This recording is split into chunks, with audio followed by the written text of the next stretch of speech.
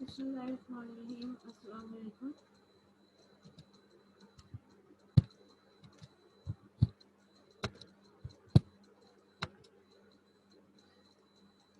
So guys, today my topic is synthesis and analysis of nanoparticles by using different techniques. मेरा आज का topic जो है nano particles के बारे में है और हमने इसकी टाइप्स देखनी है और हमने इसके टेक्निक किस तरह से बनता है, इसकी यूजेस क्या हैं और हम इसको किस तरह से डिफरेंट डिफरेंट वे से हम इसको यूज़ कर सकते हैं। सिंथेसिस का मतलब होता है फॉर्मेशन करना और एनालिसिस का मतलब होता है साइंटिफिक स्टडी, यानी कि हम इसकी फॉर्मेशन भी देखेंगे, हम इसकी साइंटिफिक स्टडी भी देखेंगे। नेक्स्ट सबसे पहले हमारे पास है nano technology. Nano technology that measures incorporate materials or feature with critical dimension between 1 to 100 nanometer, also whose application exploit properties distinct from bulk microscope systems from which they arise. Nano technology basically जो है वो nano particle से ही word निकला हुआ है। ऐसी technology है, ये एक ऐसी टेक्नोलॉजी है जो स्मॉल साइज मटेरियल को मेजर कर सकती है फ्रॉम 1 to 100 नैनोमीटर। ठीक है, इसको मतलब 1 से 100 नैनोमीटर पे ये इजीली मेजर कर सकती है, तो हम इसको बोलेंगे नैनो टेक्नोलॉजी। आगे हमारे पास आ जाता है नैनो पार्टिकल्स। नैनो पार्टिकल्स क्या होते हैं? नैनो पार्टिकल्स बेसिकली क्रिस्टल्स होते हैं। ठीक है, और पार्टिकल्स मतलब यानी कि पाउडर टाइप होते हैं, दाने दाने टाइप होते हैं इसमें। ठीक है, ऐसे पार्टिकल्स होते हैं जिनकी डायमीटर 1 से 100 नैनोमीटर होती है। ठीक है, nano particles are particles which lie in dimension between 1 to 100 nanometre. ऐसे पार्टिकल्स जिनकी डायमीटर 1 से 100 नैनोमीटर होता है उसे हम नैनो पार्टिकल्स कहते हैं। नैनो जो है, nano drive from Greek word nano which means extremely small. Nano जो है ये एक यूनानी जुबान का लफ्ज है। ठीक है, और इसका मतलब होता है छोटा, बहुत छोटा।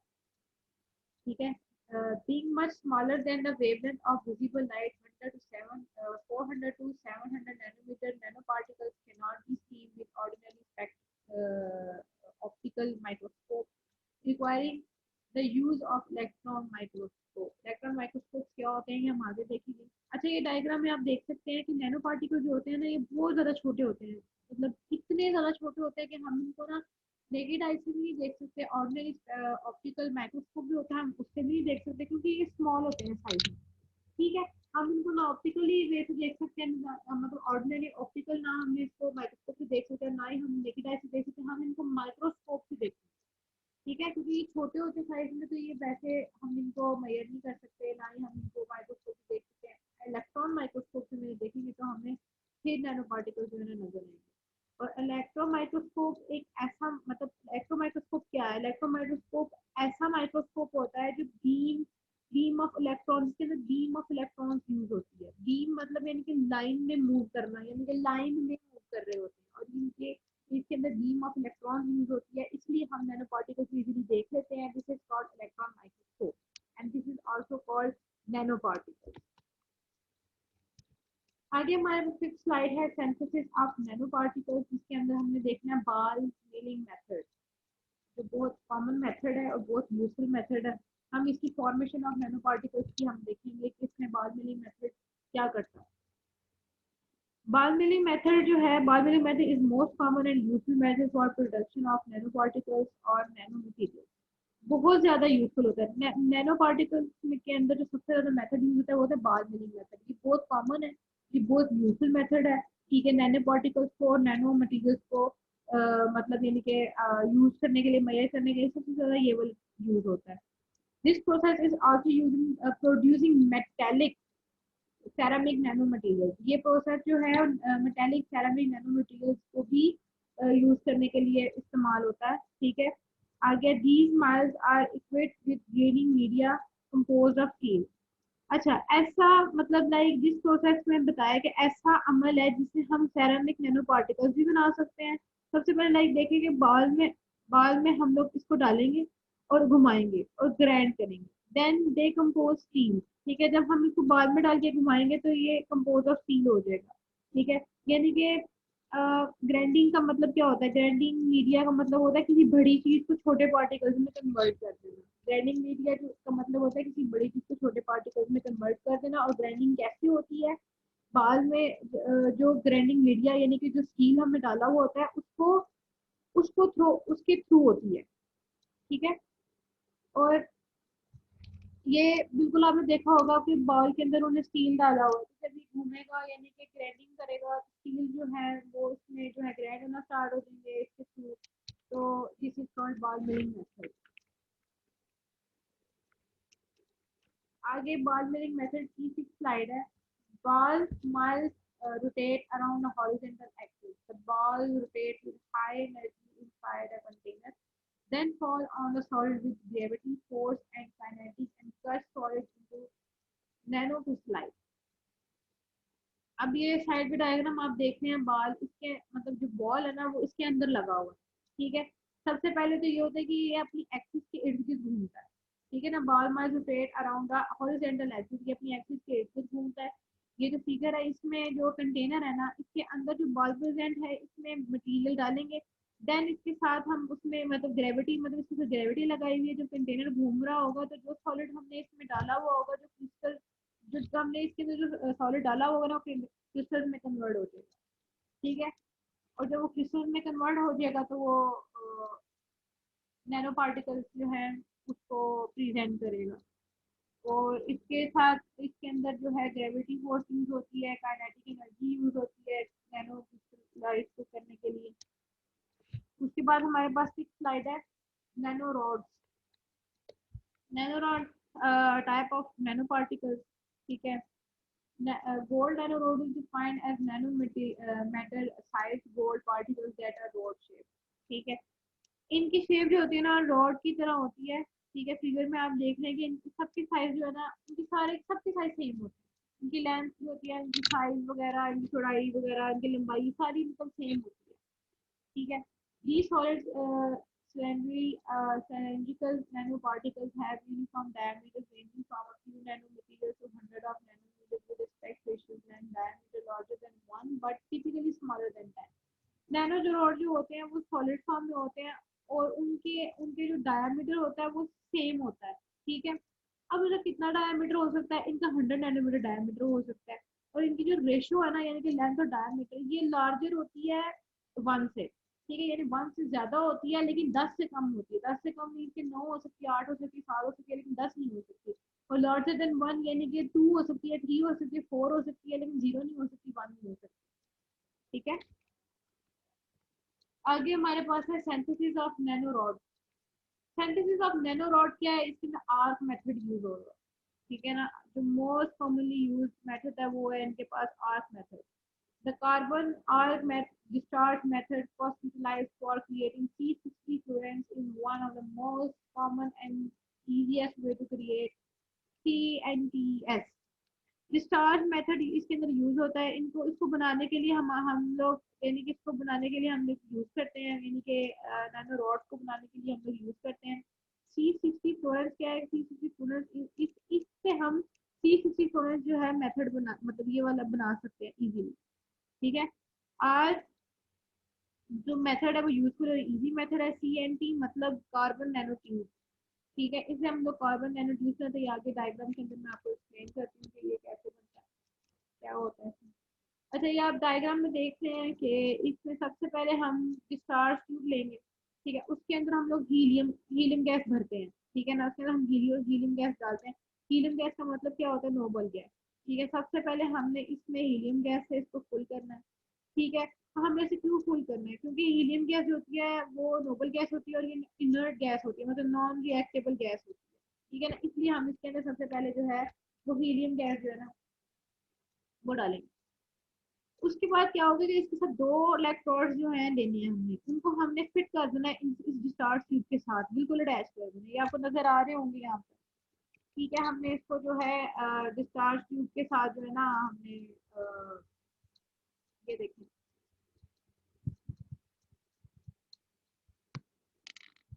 यहाँ पे हमारे पास जो ये जो नर्ड है हमारे पास जो ये हमने हीलियम गैस इसके अंदर डाली है, ठीक है। ये डिस्चार्ज ट्यूब है हमारे पास। इसके साथ यहाँ पे ये हमारे पास कैथोड है, यहाँ पे हमारे पास एनोड है। ये हमारे पास 2 इलेक्ट्रोड है, ठीक है। इनको हमने इसके साथ फिट कर देना, ठीक है। कैथोड क्या होता है कि कैथोड मतलब यानी कि कैथोड के अंदर नेगेटिव चार्ज होता है और जो एनोड होता है उसके ऊपर पॉजिटिव चार्ज होता है। कैथोड जो होगा उससे हम लोग बैटरी के साथ अटैच कर देंगे।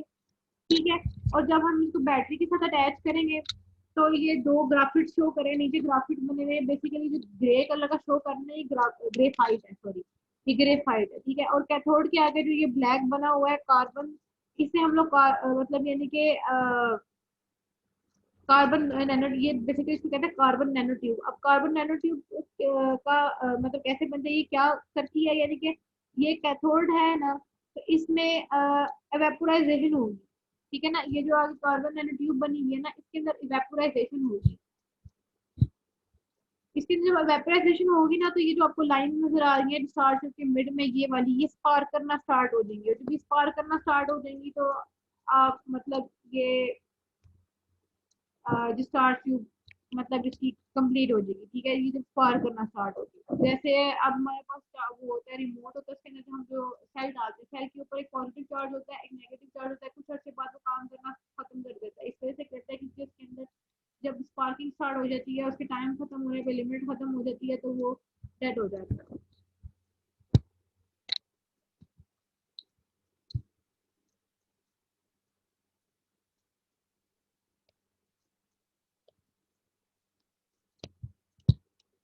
अच्छा, अब हमारे पास आगे है नैनो फ्लास्क। नैनो फ्लास्क जितनी भी टाइप्स हैं बेसिकली नैनो फ्लास्क के अंदर कुछ इतना खास नहीं लिखा हुआ। Nano flask is a flask that is an piece of material with one dimension substantially smaller than other two. ठीक है, इसका भी बताया गया कि ये एक वन डिमेंशन है। ठीक है, इसकी भी हम लोग इसको मतलब जितने हमारे पास टाइप्स होंगी ना नैनो की, हम इनको 1 से 100 डायमीटर के साथ यानी कि 1 to 100 नैनोमीटर ही मेजर करेंगे। ठीक है, और इनका प्लेट लाइक स्ट्रक्चर होता है, ये आपको नीचे डायग्राम में नजर आ रहा होगा। आगे हमारे पास है सिंथेसिस ऑफ नैनोफ्लास्क। सिंथेसिस ऑफ नैनोफ्लास्क क्या है? CO3PO42 nanoflask were synthesized by simple co-creation method and employed as electrodes for supercapacitor। ठीक है, CO3PO42 ये क्या है, कौन सा है? इसको कहते हैं कोबाल्ट फॉस्फेट। अब कोबाल्ट फॉस्फेट को हम को प्रिपरेशन मेथड से बना सकते हैं। ठीक है, ये सारा मेथड जो है नीचे आपको डायग्राम में नजर आ रहा है। ठीक है, और सबसे पहले नैनो फ्लास्क जो है, यहाँ कैपेसिटर होती है, मतलब कैपेसिटर होता है ना जो मतलब फैन वगैरह में भी यूज होता है, उनके अंदर जो एज इलेक्ट्रोड नैनो फ्लास्क मतलब इसको एज इलेक्ट्रोड नैनो फ्लास्क भी इस्तेमाल कर सकते हैं। अब हम देखेंगे कि नैनो फ्लास्क हम कैसे बनाते हैं। सबसे पहले डायग्राम है, इसमें हम देखते हैं को प्रोसेसर, जहाँ पे लिखा हुआ है को प्रोसेसर CTAB डिस्टिल वाटर। सबसे पहले डिस्टिल वाटर हम इसके अंदर डालेंगे CTAB। अब ये क्या है कि CTAB का मतलब क्या होता है, सिस्टर थायाबुटेल एनमोनियम ब्रोमाइड। ठीक है, इसको हम लोग ये बोलते हैं। इसके अंदर जब हम ये डालेंगे तो और इसमें हमने मतलब इसको डाल कर डिस्टिल वाटर के साथ मिक्स डाल दिया, फिर हमने इसको आधे घंटे के लिए इसको मिक्स करना है। ठीक है, इस सोल्यूशन को फिर हम क्या करेंगे, इस सोल्यूशन को मिक्स करने के बाद हम इसमें एल्युमिनियम फॉस्फेट डालेंगे, जिसका जिसका लिखा हुआ है NH3O4। ठीक है ना, इसके अंदर हम लोग जो है इसको शेयरिंग मतलब 30 मिनट आधे घंटे के लिए जब हम इसको ये देखिए, इसके अंदर जब हम डिस्टिल वाटर डालेंगे ना और CTA भी डालेंगे, तो हम इसको 30 मिनट्स के लिए रूम टेम्परेचर पे हम इसको मिक्स करते रहेंगे। उसके बाद साथ ही हम लोग जब ये स्टेयर हो जाएगा तो उसके बाद हम इसमें ये डाल देंगे जो मैंने आपको पीछे बताया, N4TO4 NH सॉरी। जब हम मिक्स करेंगे तो मिक्स करना मिक्स करने के बाद हम इसको 12 वॉट्स के लिए मतलब मिक्स करेंगे। जब हम इसको मिक्स करेंगे तो उसके बाद हम उसको वॉश कर लेंगे, और डिस्टिल वाटर सबसे सबसे पहले हम इसको मिक्स कर सकते हैं। मतलब मिक्स करने के बाद जब फिल्ट्रेट करेंगे ना, तो वॉशिंग के बाद जो उसके ऊपर फिल्ट्रेट आएगा, ठीक है, इसका जो वाटर होगा वो फिर बीकर में चला जाएगा। और जब बीकर में चला जाएगा, जो ऊपर हमारे पास लिक्विड आएगा ना, उसको हम फिल्टर्ड पेपर के ऊपर रेपुलेट करेंगे। रिपेट उसके ऊपर जो रिपेट्स आएंगी वो हमारे पास नैनो फ्लास्क होंगे। ठीक है, यानी कि फिल्टर करने के बाद जो हमारे पास ऊपर जो सेंसिसाइज चीज आएगी उसको हम लोग नैनो फ्लास्क बोलेंगे। और जो और फिर यहाँ हमने क्या करना है कि यहाँ पे जब फिल्ट्रेट करना है तो जो कोबाल्ट फॉस्फेट होगा मतलब नैनोक्सास वो तैयार होगा। फिर इसको हीट करना है हमें 700 डिग्री सेल्सियस 4 आवर्स के लिए। ठीक है, हमने इसको 4 आवर्स के लिए जब इसका आ जाएगा तो हमने इसको 4 आवर्स के लिए 700 डिग्री पे हीट करना है। फिर हमारे पास ये ड्राई फॉर्म में आ जाएगा तो हम इसको तो हमारे पास ये कोबाल्ट फॉस्फेट जो है ना वो तैयार हो जाएगा। बेसिकली ये कोबाल्ट फॉस्फेट तैयार करने का तरीका बताया हुआ है। ठीक है, आगे हमारे पास है slide number 11, synthesis of metallic nano particles. अच्छा, हमारे पास ये जी लेजर वेपोराइजेशन मेथड है इसमें। ठीक है, और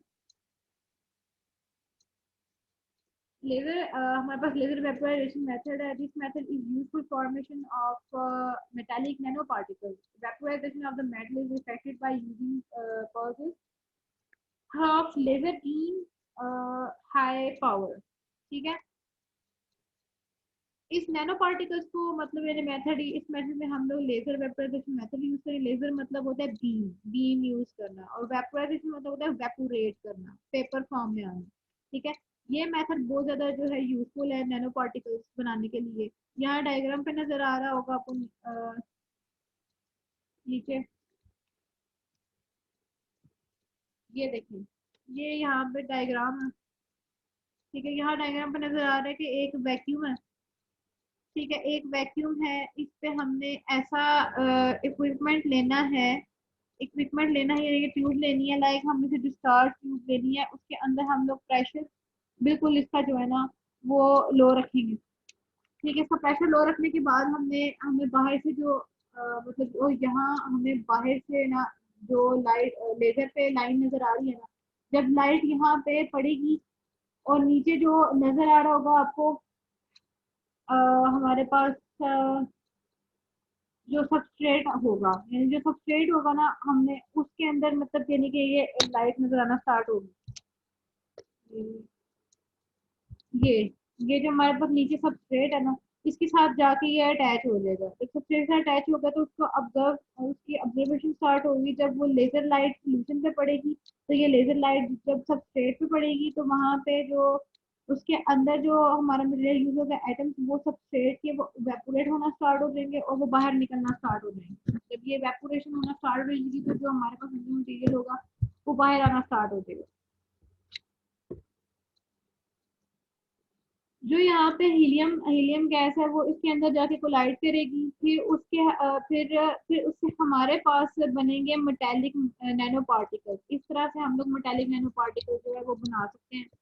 ठीक है, ये ऊपर मैं आपको बता देती हूँ मेथड लिखा हुआ है this setup is ultra high vacuum और हाई वैक्यूम सिस्टम। जैसे मैंने आपको बताया किसी में हाई वैक्यूम जो है हमने नहीं रखना, हम इसको लो रखना है। ठीक है, लेकिन लेकिन जिसका अल्ट्रा हाई वैक्यूम होता है वो सिस्टम का वो हाई होता है। इनर्ट और रिएक्टिव गैस, इनर्ट मतलब यानी कि नॉन रिएक्टेबल गैस, और reactive gas industrially laser beam target and cool substrate laser giving UV wavelength such as external laser is necessary। ठीक है, और अल्ट्रा वेवलेंथ है ये, और powerful laser beam evaporates atoms from solid source atom collide with inert. अब वही मैंने आपको बताया कि एटम जो है नीचे जाके इसके पास कोलाइड करेंगे। ठीक है, और जब हमारे कोलाइड करेंगे तो फिर हमारे पास जो जो मेटेलिक नैनो पार्टिकल्स में आएगा उसको उससे हम लोग मेटेलिक बना लेंगे।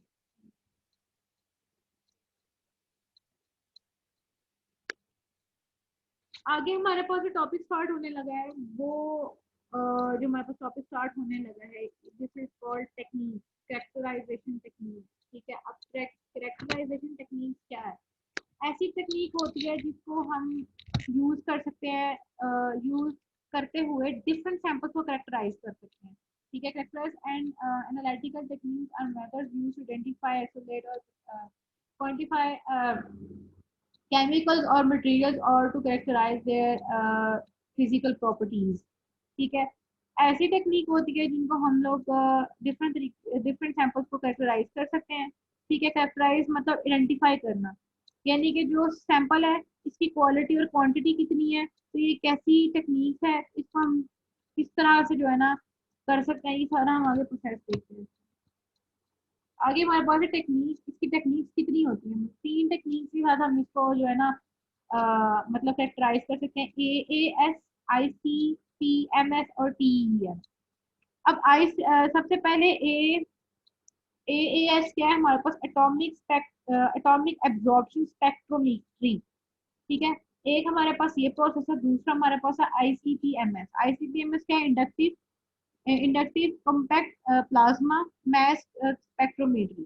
और तीसरा हमारे पास है TEM ट्रांसमिशन इलेक्ट्रॉन माइक्रोस्कोपी। सबसे पहले मैंने आप लोगों को बताया था कि हम लोग नैनो पार्टिकल्स को इलेक्ट्रॉन माइक्रोस्कोप के साथ जो है देख सकते हैं, नेकेड आई से नहीं देख सकते, ऑर्डिनरी ऑप्टिकल माइक्रोस्कोप नहीं देख सकते। वो मैंने आपको कहा था कि अब हमारे पास जो अभी टॉपिक आएगा उसमें हमें आइडेंटिफाई हो जाएगा कि ट्रांसमिशन इलेक्ट्रॉन माइक्रोस्कोपी के साथ हम लोग कैसे नैनो पार्टिकल्स को जो है नैनो मटेरियल्स को हम लोग देख सकते हैं। तो हमारे पास सबसे पहले आगे जो आया है वो AAS आया है, एटॉमिक एब्जॉर्प्शन स्पेक्ट्रोमेट्री है। Is a technique for measuring quantities of chemical element present in environmental samples by measuring the absorbed radiation by the chemical element of interest.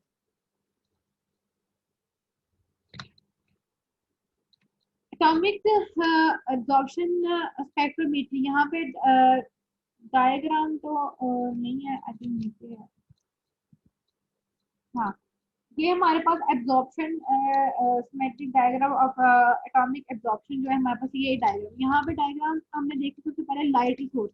यहाँ पे सबसे पहले लाइट रिसोर्स जो है वो दिखा है। लाइट रिसोर्स से क्या होगा कि जो लाइट निकलेगी एमिट होगी वो स्प्रेड होगी, लेंस लेंस में स्प्रेड, लेंस इसके साथ लेंस लगे हुए हैं दो, या पिंक के साथ देख सकते हैं, यानी कि लाइट रिसोर्स होगा और लेंसेज अटैच है। लेंसेज जो है वो ये दो लगे हुए हैं। अब ये पिंक कलर का जो है इसको बोलते हैं एटोमाइज सैंपल। अब हमारे पास जो ये लेंस लगे हुए हैं ना, जब इमेज होंगे तो जो लाइट उसके अंदर सिंगल लाइन में आएगी, ठीक है, जैसे पिंक, जब लाइन से जब लेंस से सॉरी लेंस से लाइट पास होगी तो जो हमारे पास ये सैंपल होगा, ये सैंपल एटॉमिक सैंपल होगा, यहाँ पे इसको हमने यहाँ पे रख देना है। उसके एटम्स बनना स्टार्ट हो जाएंगे। फिर इसे लेंस से लाइट जो गुजरेगी आगे मोनोक्रोमेटिक मोनोक्रोमेटिक बनाएगी। ये ऐसा पार्ट होता है स्पेक्ट्रोमेट्री का जिससे हम स्पेसिफिक वेवलेंथ लाइट होती है इसके अंदर हम उसको सैंपल को आइडेंटिफाई कर लेते हैं इजीली। ये ऐसा हमारे पास स्पेक्ट्रोमेट्री होता है। अब मोनोक्रोमेटिक जो होगा वो स्पेसिफिक वेवलेंथ लाइट के साथ सिलेक्ट करता है, फिर उसको जो लाइट आगे फिर जो आगे हम लाइट देते हैं वो आगे डिटेक्ट करती है, यानी कि मोनोक्रोमेटिक जो आगे लाइट देगा वो आगे डिटेक्ट करेगी। और डिटेक्ट डिटेक्ट के पास फिर से जब वो डिटेक्ट करने के बाद वो लाइट जो है आगे जाएगी, यानी कि वो देखेगी कि जो स्पेसिफिक लाइट है वो कौन सी है, फिर वो उसको डिटेक्ट करेगी, फिर वो आगे एम्पलीफायर के पास करेगी। एम्पलीफायर को पास करेगी मतलब एम्पलीफायर का मतलब होता है ग्राफिक, ठीक है ना, यानी कि जब डिटेक्ट करने के बाद जो एम्पलीफायर के पास जाएगी तो वो ग्राफिक फेज में आ जाएगी, ठीक है। और जब ग्राफिक फेज में आएगी तो उसके बाद हम इसको रीड आउट करेंगे। यही बातें पीछे जो है ये सारी इसमें लिखी हुई है। A light source which emits the sharp atomic lines of the element to the determined is required. It is necessary to use line source which emit by the specific laser which can be absorbed by the atomized। वही बात दो line attach होंगे तो हमारे पास atomic sample आएगा और वो light फिर आगे जाएगी हमारे पास मोनोक्रोमेटर के पास। मोनोक्रोमेटर पे vital role in selection of specific wavelength of light which is absorb by sample, यानी कि जो दो लेंस के पास लाइट हमारे पास सैंपल बनकर आई है वो जो क्रोमेटर के पास जाएगी तो वो एक वाइटर प्लेट जो है ना वो रोल करता है इसकी अब्जॉर्प्शन के लिए। जब वो अब्जॉर्ब करेगा तो आगे डिटेक्टर के पास जाएगा। This is select wavelength is used in determination of specific element of interest. Monochromator directly select light into a director detector, basically photo multiplier tube converted the light signal into electrical signal which is proportional to the light intensity। वो electrometer जो है light देगा तो अगर detector के पास जाएगी, detector क्या करेगा जब वो डिटेक्ट करेगा कि कौन सी मतलब ये कि स्पेसिफिक लाइट है वो आगे जाके फिर एम्पलीफायर को देगा और एम्पलीफायर आगे से जाके इसको ग्राफिक फॉर्म में लेके जो ग्राफिक फॉर्म में आएगी तो इसका रिजल्ट आ जाएगा और ये हमारे पास AAS बन जाएगा। यानी कि यहाँ से हमारी एटॉमिक अब्जॉर्प्शन स्पेक्ट्रोमेट्री जो है ना यहाँ से क्लियर हो जाती है कि ये किस तरह से होती है। आगे हमारे पास आ जाता है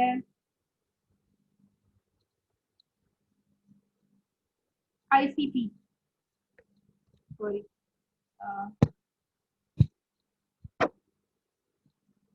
आगे हमारे पास आ जाता है ICP-MS, ठीक है। ICT-MS. This technology couples use of an ICT with MS for elemental analysis by generation of इसकी scientific study की गई है. ठीक है, एनालिसिस मतलब साइंटिफिक स्टडी ऐसी टेक्निक है जिससे हम एलिमेंटल एनालिसिस बना सकते हैं. एलिमेंटल एनालिसिस के जो एलिमेंट्स हैं उनको हम एनालाइज कर सकते हैं, स्टडी कर सकते हैं. ठीक है, जो सैंपल है उसके अंदर कौन कौन से एलिमेंट प्रेजेंट हैं. ठीक है, और हम इसे इसके साथ जनरेट कर सकते हैं. The ICP is involved in generation of a high temperature plasma source at 10,000 degrees Celsius, for which the pre-treated sample is passed. The elements in the sample at such high temperature are ionized and directed further into MS. ICP जो है उसमें high couple plasma जो है resource use होता है, उसका temperature 10,000 degree Celsius होता है. प्लाज्मा जो होगा ना उसके उसके उससे जो लाइट निकलेगी, जो सैंपल होगा उसमें लाइट पास होगी, फिर जो एलिमेंट होंगे सैंपल के अंदर वो वो उसके आयन बनाते जाएंगे. एलिमेंट आयन में चेंज होता जाएगा. फिर जो आयन होंगे वो आगे फर्दर गैस मतलब ये फर्दर बनाएंगे. ठीक है ना. आगे हमारे पास है द एमएस. एमएस क्या होता है? आईसीपी तो मैंने आपको बता दिया क्या होता है. आगे एमएस क्या है कि then sorts the ion according to their mass charge ratio. For MS मतलब हाँ mass charge ratio followed by directing them to an electron multiple tube detector. This detector then identified and quantified each one.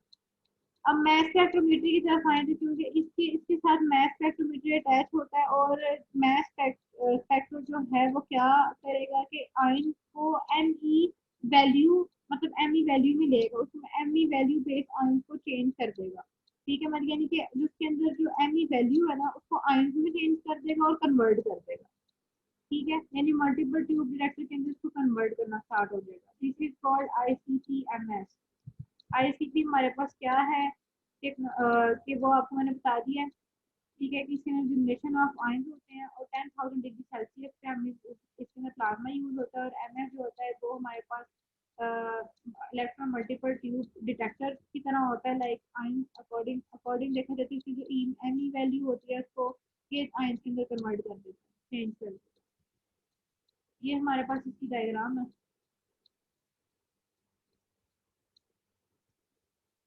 उसके बाद हमारा last जो आता है वो आता है टीईएम.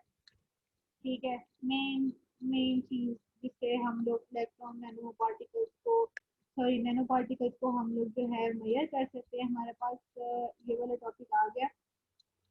ठीक है, अब हमें ये देखना है कि हम लोग टीएम क्या होता है. TM transmission electron microscopy is a characterization technique that is used for characterization of nano particles. ठीक है ना. This is also called characterization technique. इसे हम नैनो पार्टिकल्स को कैरेक्टराइज कर सकते हैं. इसका मतलब है कि जो टीईएम है यानी जो टीईएम है इसकी मैग्निफिकेशन बहुत ज्यादा हाई होती है.